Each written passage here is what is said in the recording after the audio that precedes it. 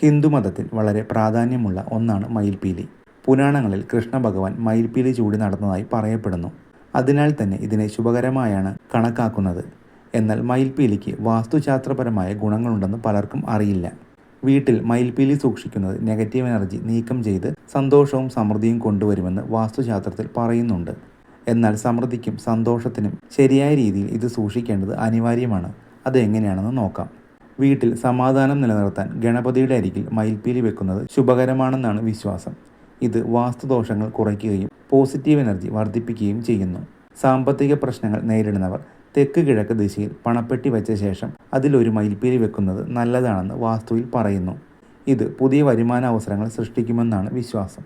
വാസ്തുശാസ്ത്രം അനുസരിച്ച് വീടിൻ്റെ വടക്ക് പടിഞ്ഞാറ് മൂലയിൽ മയിൽപീലി വെക്കുന്നത് സാമ്പത്തിക സ്ഥിതി ശക്തിപ്പെടുത്തുന്നു.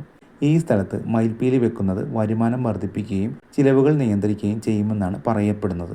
ജ്യോതിഷമനുസരിച്ച് തെക്ക് കിഴക്ക് ദിശയിൽ മയിൽപീലി വെക്കുന്നത് ഭാഗ്യം വർദ്ധിപ്പിക്കുമെന്നാണ് വിശ്വാസം. കിഴക്ക് ദിശയിൽ സ്ഥാപിക്കുന്നത് വീട്ടിൽ നല്ല ഊർജ്ജ പ്രവാഹം നിലനിർത്തുന്നു.